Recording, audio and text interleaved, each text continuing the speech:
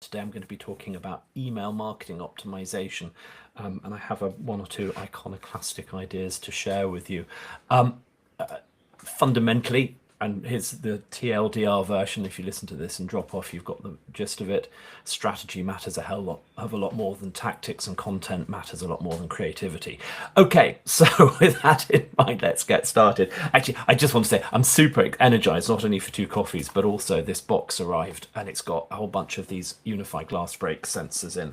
And a couple of cameras, and if anyone knows Unify, you'll know that it's crack cocaine for geeks and nerds like me. I'm looking forward to spending an afternoon or an evening setting all that stuff up and adding it to my burgeoning network. Right, so Articulate Marketing, we have been involved in creating email campaigns for clients for more than 20 years. It's not the only thing we do, but probably involved in the sending of and many millions of emails, and that's where this is coming from. But it's also coming from the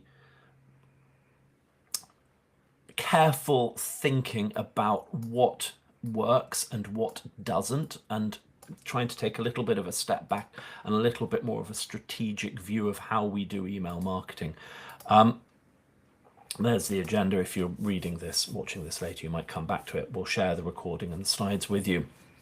This is the fundamental point, and I have been guilty of this for a very long time, treating email as a sort of ugly stepchild of marketing. It's a distribution mechanism, I used to think. I write the blogs and the email sends the blogs out. I run a webinar and I email out to people to invite them. Yes, and the problem is that, like Articulate for a long time, and like a lot of our clients, most teams are not short on the effort from email, but they are, there's content being written, calendars are full, emails going out, sometimes a little bit patchy, sometimes a little bit, room for improvement in the content or consistency, and all those things are important. But what is lacking is not effort, I think, but what is this email doing for the business, for marketing? And the answer is often a lot less clear, because a lot of campaigns and marketing, email marketing, is organized around activity and then around tactics. And I think there's a strategic gap. We measure how many emails we send. We measure how busy the team is, how stressed we are. There's a lot of tension sending an email. For some reason, everyone gets very, very hyper alert about it. What actually matters is engagement, progression, commercial impact. So there's this big gap between intended outcomes and the thing that we measure, the thing that we spend our time on. And what I want to try and do in this conversation is sort of play back a little bit of the journey that we've been on over the last 6 months at Articulate with our thinking about email, and share that and maybe give you a direction and a program or a series of considerations to make improvements over the next 3 to 6 months, so in the immediate foreseeable future. So this is what's realistically improvable in the next quarter or two. So this is not about rebuilding your entire email program and boiling the ocean and doing everything, but improving targeting, sharpening messages, fixing structural issues, introducing better testing, and fundamentally making sure that those emails are relevant, useful, and interesting for the audience, and driving business outcomes in terms of engagement, conversion, and ROI. Okay, this is where I'm coming from. And this is informed by the very strong feeling that in an age of zero-click search and the decline of, not the terminal or permanent or complete decline of SEO and inbound as a tactic, but there's an awful lot more content, an awful lot more SEO competition, and SEO is being challenged by AEO. Social media has also lost some of its value for inbound marketers, content marketers, because of enshittification, meaning they want you to pay now to reach people, and they're going to put artificial limits on your ability to engage people organically. And more importantly, a growing realization that in the marketing environment that exists now, email is actually one of the few ways in which you can build a sustained relationship, potentially direct, personal, and welcome with people at scale, when other things cost a lot more money and a lot more effort to do and are a lot harder and a lot more intermediated. The last revelation that I had, reflecting back on the millions of emails we've sent in the last 20 years of doing it, and particularly the journey that we've been on at Articulate over the last 6 months, but intensively over the last 3, and this is an ongoing journey, by the way, we ain't there yet, is how incredibly dull and repetitive most marketing emails actually are. Right? I want to keep that thought in mind as I go through this. Incredibly dull, incredibly important. And you can reflect on this in your own experience when you look at the emails you're sending out, and maybe you might be the exception to the rule, but if you're sending out a sort of newsletter monthly, or you're sending out a very product focused sort of can we book a meeting sales type of email, or you're sending out sort of unpersonalized, untargeted sales sequences, or any of these sorts of typical email motions, contrast that, what you're doing, this is the shock revelation, the epiphany that happened to me, with the emails that you get that you like to read. Okay, so I sign up for a number of newsletters and things that I find fascinating. Not all of them are in the world of things I'm going to buy. Some of them are. When I was building the extension, there was a company that we bought some timber cladding from that sent a sequence of emails, monthly emails about timber cladding. It's like how to install it, how to choose it, that sort of thing. Absolutely amazingly well timed, and it wasn't like can we have a meeting to sell you some timber cladding. I get emails from Phillips Payson O'Brien. I'm very interested in the sort of geopolitics and what's going on in Ukraine and things, and he writes incredibly interestingly about that, and I pay to get his emails. I'm a subscriber to him on Substack. You go look at Substack and there are all these emails that people are desperately interested in, willing to pay for. So there is a difference between interesting emails you want to pay for and want to get, and emails that you're probably sending. Right. So often we get asked by clients, can we do some A/B testing, or can we optimize the template, or can we rewrite this email, or something, or can we improve the sequencing, or can we, do we need to send more emails, or what day of the week is the right time to send the email, or, lots of what I would call very tactical interventions, and sometimes against incredibly small data sets. I mean, sending out like 200 emails and trying to do A/B testing on it. And sure, subject lines, emails, deliverability, technical deliverability, warming up your inbox, email templates. There's a lot of things that you need to get right that are table stakes. There are a lot of things you need to get right and you can optimize once you've fixed the fundamentals. But here's the thing I want you to take away. Email performance as a marketing channel is almost never the result of one intervention or one decision or one tactic. It's always about the intersection of and the interaction of multiple interconnected decisions taken over time, and how they accumulate, build trust or erode trust, build engagement or erode engagement. So instead of asking what's wrong with this email or how can we improve this email, it's more about how can we build a culture and a program and a process of continuous improvement where we're looking at the whole piece. And now it sounds like boiling the ocean, but you can take it step by step, as opposed to let's try and find a silver bullet, a magic wand that's going to solve all our email problems. Because folks, there ain't one. Okay. And I think that the positive side of that is if you compound these positive improvements over time, you can build large engaged email databases, and we have clients who have done this with really interesting content. You've probably got emails that you get from, presumably if you're listening to this, marketing influencers that you're interested in receiving. And what happens? You start to expect those emails. You start to look forward to those emails. They start to build differentiation and positioning and support the brand. They start to drive action over time, right?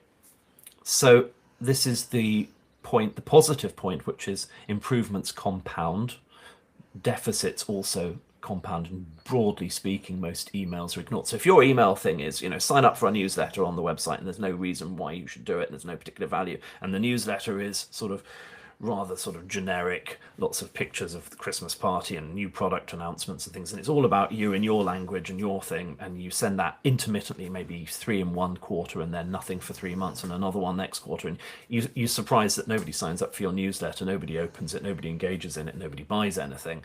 That's the opposite end of the spectrum, right? There is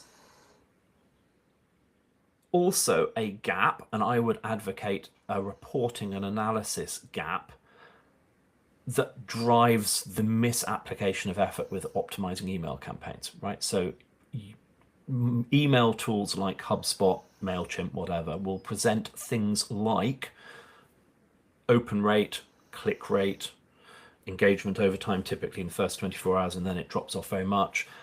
You can see progress on like list building and bounce rates and things, and that all is really interesting. It feels like terribly powerful, insightful information, and kind of it is as far as it goes. But it's a lot of data about the execution of this, about the sort of tactical execution of a strategy, rather than is the strategy succeeding, right? So you might look at that and you go, well, our open rates up or down. How can we optimize our open rate? It's not actually telling you whether the emails are working. And to do that, you start to need to think about who is engaging in those emails.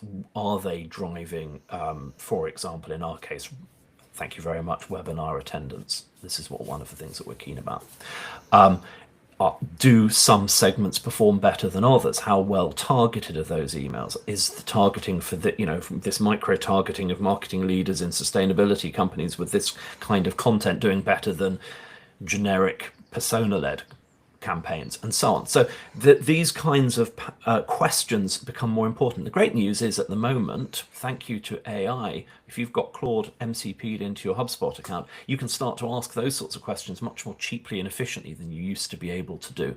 But if there isn't the analysis and reporting, segmentation and data, it's really hard to figure out whether what you're doing is what's working. Okay, so the starting point isn't more data, you've probably got it. The starting point is better interpretation of the data you have and asking better questions of it. In the interest of time, I'm going to crack on. The next issue that I think is fundamental with emails is, why are people opening it? Why would people care to get your emails? You might want to send them. You've got lots of good reasons why you want people to be aware of you, to click on the emails, to open things, to take action as a result. Fine. But, and low engagement, which is usually the indicator of whether you're going to get any value out of that email campaign or not. Low engagement is not a technical issue, fundamentally. I mean, there's some technical things you've got to get right. It's not about when you send the email, what day of the week. It's not about subject line optimization. It's not about A/B testing. It's not about the template design. It's probably not even about the proofreading and the copy in the email. If the email does not feel closely aligned with what the person receiving it cares about, what they're working on, what they're thinking about, what problems they're facing, what goals and aspirations they have, it's going to result in lower open rates, lower click-through, lower engagement, lower interaction. It's just going to. It cannot fail to. It cannot succeed. And what you try and do to fix that is you rewrite subject lines, you adjust the format, you test different layouts. Instead of, can we say something more interesting, relevant, and useful? Can we target better? Can we segment better? Can we find content, thought leadership, insight that's going to engage with people? Can we talk about our stuff in a way that makes sense for that audience, right? Is our expertise a platform from which we can speak, rather than something that we bang on about in the content? So, the secret to successful emails is making the emails super relevant and consistently relevant to the person receiving it over an extended period of time, so that you build trust. Relevance is the issue.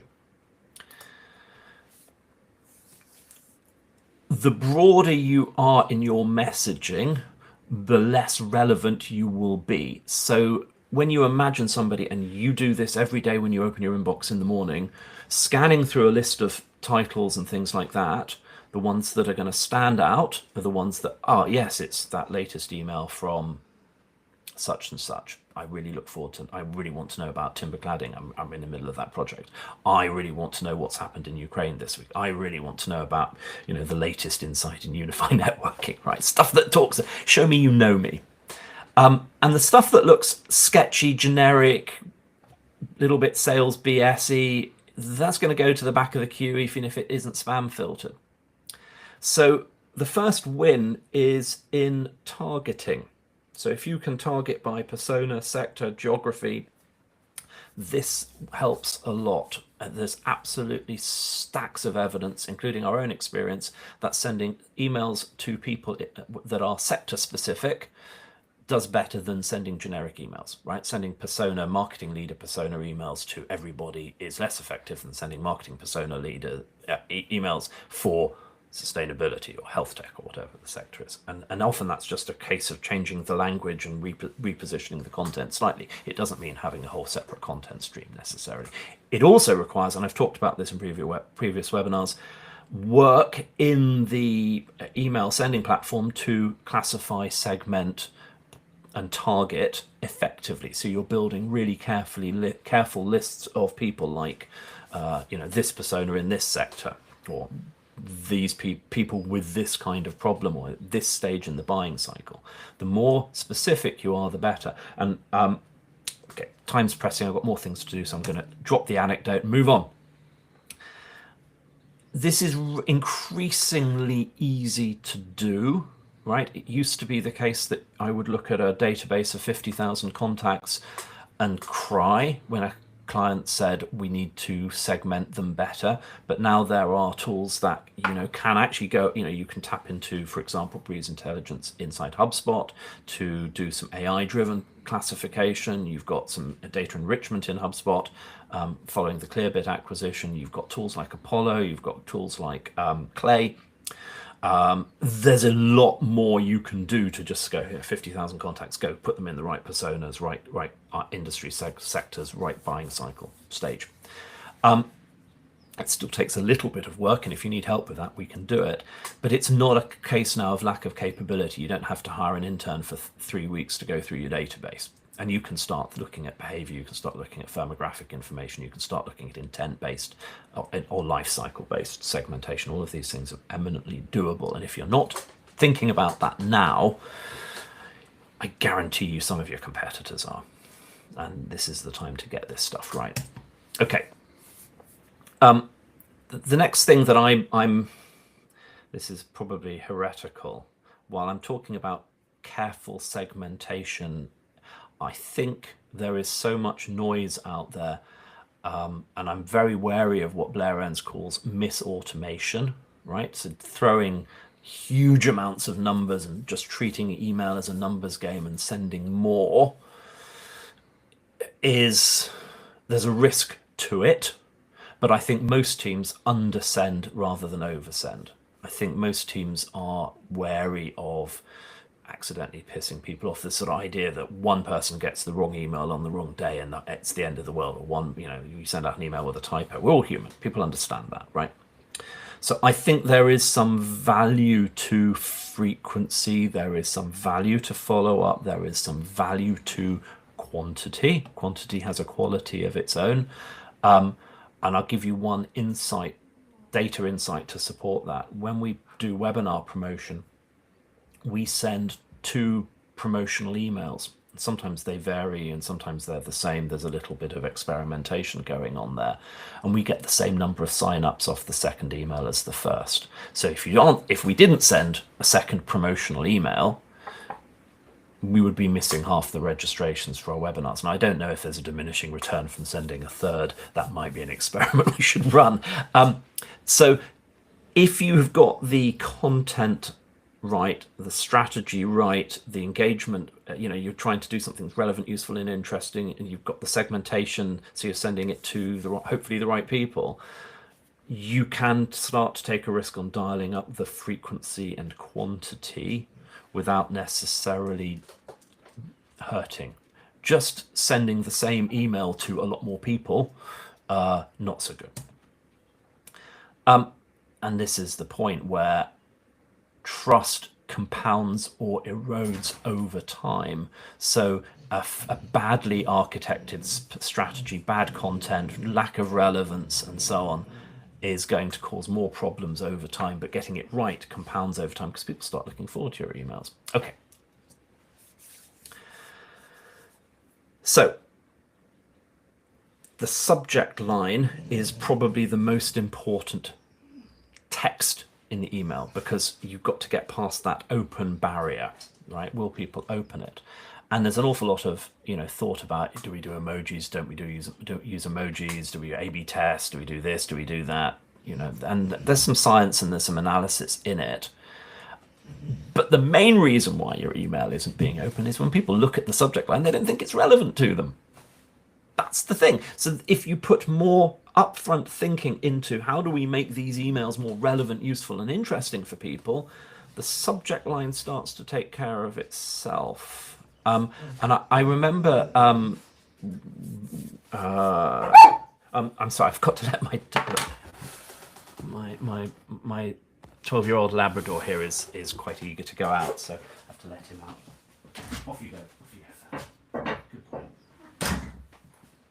He does that. He waits for me to start a webinar or a really important sales call or something like that, and then he starts whining and barking at me because he wants to go out. But I understand. I'm getting old, and sometimes I need to rush out to the loo as well.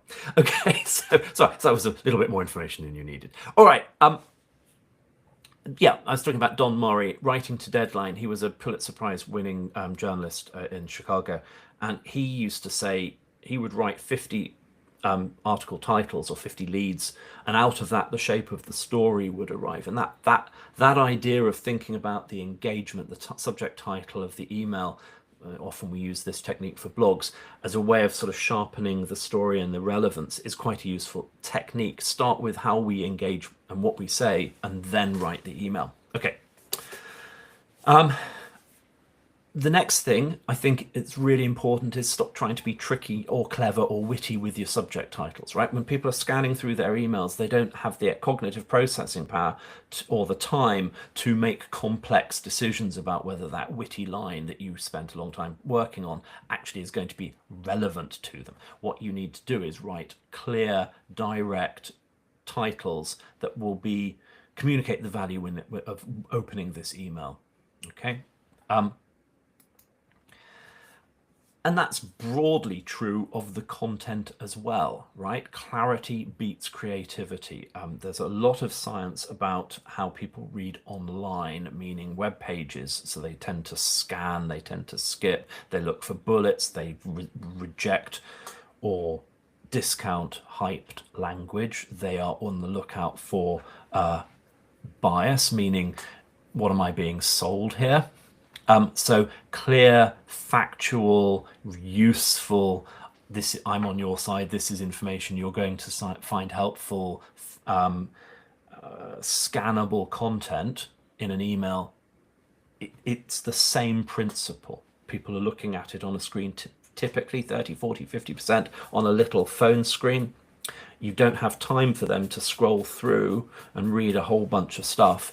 And companies that are treating their emails like a PDF document that, with little pictures and headlines and click on this, and I've got 5 different things, and you're going to scroll and scroll and scroll, forget about it. People are not using emails in that way. So clarity builds trust. Clarity shows respect for the reader, for the recipient, for your potential customer, for their time, for their intelligence. And clarity helps them make an easy choice about whether that email is relevant to them or not. And here's a little thing about this, and this is something from Norman Nielsen Group for websites. If you have a summary at the top of the website page that says this page is about this, before they've read the rest of it, they can make a very quick decision about whether it's useful to them or not. And if it's not, they can move on. You want them to go to the right page. You don't want to waste their time and make them read, 5 minutes worth of copy. Same for an email. If it's not relevant right now to them, if its subject isn't useful, maybe we send an email out about a webinar of email improvement and you're not interested in email marketing, you want to be able to make that decision really quickly and go, yeah, that's not for me. But the next one might be. So clarity. And clarity also has an impact and a value because people are making very, very rapid decisions. I mean, even in fractions of a second. This idea of thin slicing, where people are able to look at very limited information and very quickly make a heuristic judgment about whether it's going to be useful. We do it all the time, right? You look at a website page, is this useful? Is it formatted well? Is this what I'm looking for or not? We do it with content articles in a magazine. You turn the page, is this headline interesting? Does the picture look good? Am I going to spend time with this article? We do it with people. There's a lot of psychology to support that. So that first fraction of a second with the title, that first fraction of a second at the top of the email. So if the top of your email just has your logo on it, and we do this too, I know we're moving away from it, you've just wasted the above the scroll for the email, right? Get to the point. Okay. And over egging the information, too many things in the email, too much context, too much detail, an email that opens with, thank you very much, welcome to the latest edition of our newsletter, and we pious throat clearing, an old editor of mine used to call it, has the opposite effect. It increases the cognitive load and makes it harder to engage. And these emails that are sort of a multi-choice, click on this, click on this, click on this, produces choice overload. It's like the situation when Billy Connolly used to have a very good gag about this. You go into the supermarket and there are 50 different types of shampoo, and it's really difficult. If you just had like one kind of shampoo, you buy shampoo. Now you've got to decide whether it has jojoba in or not. So, choice overload doesn't belong in emails. Make it really simple. And email should have one clear focus, one clear CTA. It should make one point or tell one story. The CTA should be obvious. If you look at, I think Neil Patel is an interesting character in many ways, but his emails are always short, punchy, and have a clear CTA. So it's not about being basic, it's just about getting your message across and encouraging engagement and encouraging people to take the next step. For longer Substack type emails, that next step might just be keep reading. I've earned your interest, right? The title, the stand first, the first paragraph, the lead. But that is the same technique that newspaper and magazine editors have known for decades, right? Just earn the reader's engagement and trust early on to keep them hooked. So improvement is along all of these axes, asking the right questions, targeting and personalization or segmentation, content relevance, talking about their issues in their language, being relevant, useful, and interesting, architecting your content strategy, simplifying the email so that it's scannable and easy to read and clear, inviting, making the CTA clear. All of these things are sort of fundamental, and it comes from sustained and repeated improvement along these axes, not, hey, we did an A/B test on the subject lines last month. And I'm learning this to my cost as well. We've been running all kinds of tests and analyses, and some of the things we've been asking the wrong questions. What we need to be asking, I think, is, and we are asking, is how do we find the content that's more relevant for people? How do we send emails that people want to open? Okay. Nearly at my conclusion, my peroration. So what we recommend is working through these axes and making small measured improvements over time and testing them and looking at the analytics and reporting to answer the question, did this increase engagement? Did this increase engagement amongst our target audience? Did this drive better business results? And testing along those axes. And it's really important to remember that email exists not in a vacuum. It's not just distribute our blog posts, which is what I used to think 10 years ago, or support the sales process with automation and follow-ups, which is sort of the journey that I'm moving away from right now. it should actually engage people at different stages and at different times, and it should support the whole marketing journey. It should align with what people see on the website, what they get when they have a meeting, when they turn up for a webinar, when they read our content. It should be of a piece for all of that. Blair Enns has a very interesting point that the sales process should telegraph what the working relationship is going to be like. In other words, it should be of a piece. It should be coming from the same spirit. The worst experience that people can have with professional services firms is they have a sales process and they talk to the founder and they get a dazzling experience, or they get to talk to a really experienced, good salesperson, and then the actual work is not the same, not delivered the same way, not at the same level. That disjunction should also not occur between email and the sales process, and email and the engagement. Mindful that I am 1 minute over time and you've all got lives to lead. This slide sort of relates to the same point, but it also makes the important point that emails are part of a journey, and different emails need to be sent at different times. There's certainly a difference for people who are in a sales engagement or in a sort of sales cycle, as distinct from an early stage top of funnel awareness type of email campaign. So when you're planning out your email architecture and your strategy for email, think also about the journey and the time element, as well as just getting people in at the top of the funnel. So as I bring this webinar to a conclusion, there are lots of webinars pre-recorded. This is webinar 102.